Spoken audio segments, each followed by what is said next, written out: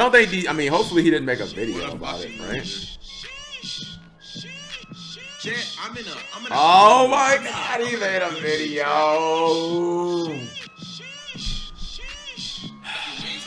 Alright, we already watched Farfas.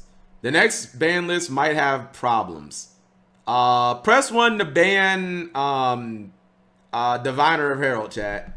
Press 1 to ban it. It's too broken, I guess. I don't know. Like, I mean, Yu-Gi-Oh players want everything fucking banned. Like, card comes out, it's been out for what, 10 days? Just fucking ban it. Just fucking ban it already. It already had a good run, Cap. Jabril was right. It is the best deck, and just ban it. Well, we already know the next ban list update will be no sooner than July 1st, 2021. It's been a little while since the March update. The format has changed quite a bit. There are all sorts of decks in competition right now. And honestly, I mostly think the format is pretty fun. There are a ton of different decks that are topping. There are a ton of great rogue decks that you can play right now. So I think that the format is overall in an okay spot, but I am a bit worried about this upcoming ban list, and in today's video I want to tell you why. This was going to be a ban list prediction video. It's not that anymore though. I might still do one of those in the future, but I want to talk about toxic 2x the speed because DZ talks so he talks at the normal speed of he talks at the speed of a normal person. All right, about some of the challenges from Konami's perspective that this ban list really brings to the table. It's not even fast. When you 2x the DZ video, he doesn't even talk fast. It's just definitely like are some reasons to be concerned about this upcoming ban list, and in today's discussion, we're going to focus on those. As we know, we don't really have an exact date of when this ban list will go live. The no sooner than date basically just means that after that, we really don't know at this point. They've done it both ways. Now keep in mind throughout this video that, of course, I'm well aware that Konami can do whatever the heck they want. They can hit cards that just released, they can hit cards that are about to get reprints, they can do whatever they want with the ban list. It's their game after all. But in today's video, I want to talk about why I feel this Gage is starting drama? What, with me? What's Gage's problem with me? Topologic Gumblar Dragon may as well be. This is not Gage. This is Blade. What? Yeah. Do you not know the difference between Gage and Blade? Hold on, we'll watch that afterwards. Ban list might have some challenges. They are two Everything I say in different today's video is all speculation, but I want to give my opinion on why this upcoming ban list might be a pretty difficult one to make decisions about from Konami's perspective. One of the bigger problems right now, especially when looking at this upcoming ban list, is that Konami probably isn't going to want to totally ruin decks like Drytron or Tri-Brigade. And that makes sense. Those are newer decks, and I want them in the metagame, but they're also the top strategies. And historically speaking, Konami does try to hit the top strategies on the ban list. However, Lightning Overdrive didn't have that many cards that made an impact, and the cards that have made an impact pretty much have been Tri-Brigade or Drytron cards. I don't even know if that's true. I mean, Dragons didn't get hit at all. So I want them in the metagame, but they're also the top strategies, and historically speaking, I just thought about that. She's actually pretty. I mean, I've never really looked at this card. She's actually pretty cute. Like, I don't know. I've never looked at Diviner of the Herald. She's actually pretty cute. Or Tri-Brigade. And then the background is all blue and has like rainbows. It's a very pretty card. This is a very pretty card. And that makes sense. Those are newer decks. No, the card itself is just pretty. Like, it's got all these rainbows and like colors, and she got blue hair. Them in the metagame, but they're also the top strategies, and historically speaking, Konami does try to hit the top strategies on the ban list. However, Lightning Overdrive didn't have that many cards that made an impact, and the cards that have made an impact pretty much have been Tri-Brigade or Drytron cards. Besides that, you have the Amazements, which are gaining a lot of popularity, but the Drytron cards are the big selling point of the set, especially Diviner of the Herald. That is the biggest pull besides a Starlight Rare from Lightning Overdrive, so Konami obviously isn't going to want to completely kill Drytrons on the ban list. For what it's worth, I don't want Drytrons completely ruined either, but they certainly feel like a deck that can be very frustrating to play against. It doesn't feel like you have a lot of ways to interact with them, unless you specifically draw Droll or Dimension Shifter, if you can even play that card. Even if you draw a Dark Ruler No More to sort of stun their entire board after they combo off, they still have Eva and Herald of the Orange Light in their hand. They can use the Herald of the Orange Light to discard the Eva, and then the Eva can search another Orange Light. So even if you Dark Ruler their board, they still have a few negations to push through that you can't really interact with in any meaningful way. And that is kind of frustrating for a lot of players. Now, there's other reasons not to hit Drytron. Alright, so basically DZ is saying Drytrons are too good, we need to hit the deck again.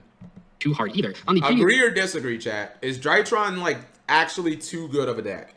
Is it too unfair? I'm built like Eva. Unfortunately, yes. I do currently have the Eva body type, chat. He looks sad, confused, bald, and fat. So, unfortunately, I got the Eva body type right now.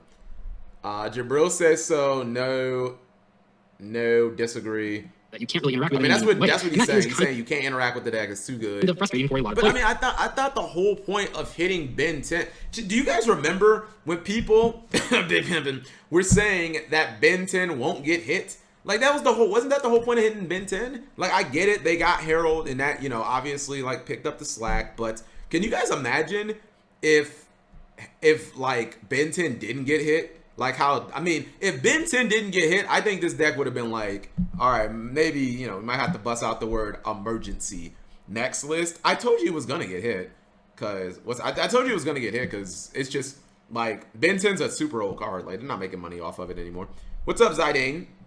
I miss Union Carrier.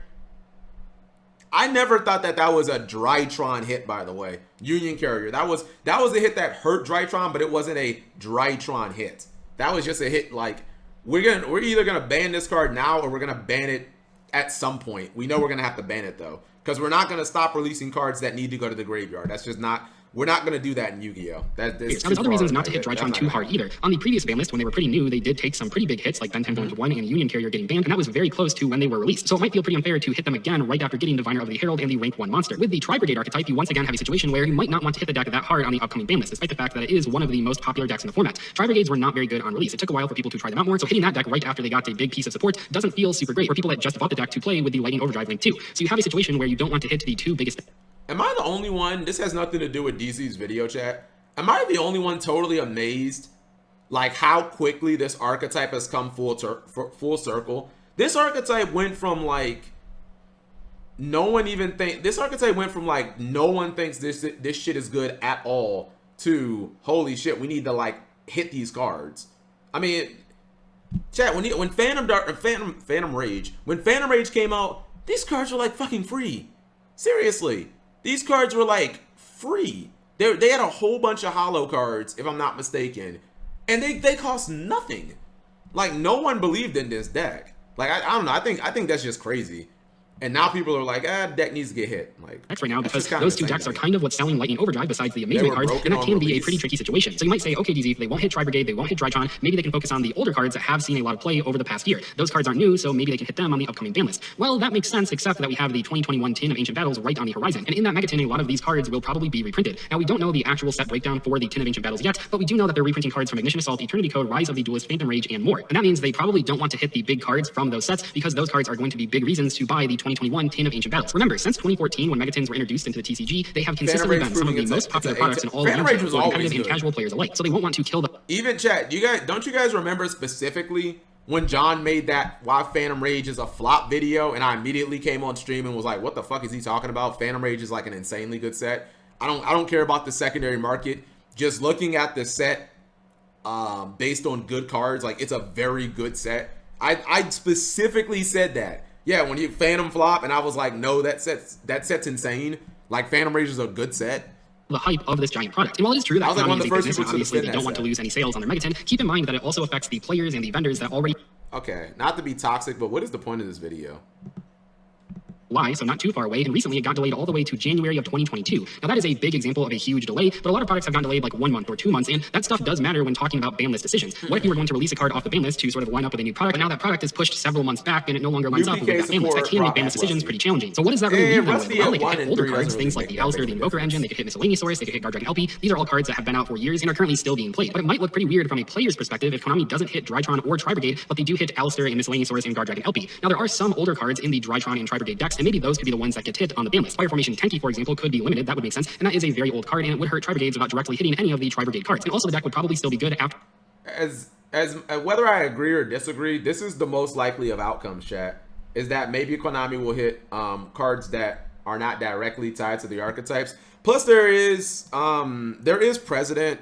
Fire Formation Tenki, I forget exactly when it was. I think it was like right before Arc V. This card has been at every number except 0, so like Fire Formation Tenki has been at 2, it's been, it's currently at 3, and it's been at 1 before, so there's President. Drytron have plenty of old cards as well. Things like Herald of the Orange Light and Herald of Ultimateness and obviously Cyber Angel Benton. They could hit those cards. They might even hit Eva, for example. And hitting 1 or 2 of those cards would mean that Drytron could still be playable, but their power level would be lower. So I think Konami does have some options here, but like I said at the beginning of the video, they can always do whatever the heck they want. I'm obviously just giving my opinions about the upcoming ban list. Let me know in the comment section below what you think about what I said in today's discussion. I'd love to open up a dialogue in the comment section and see what people think about the July ban list. I'll see you guys later.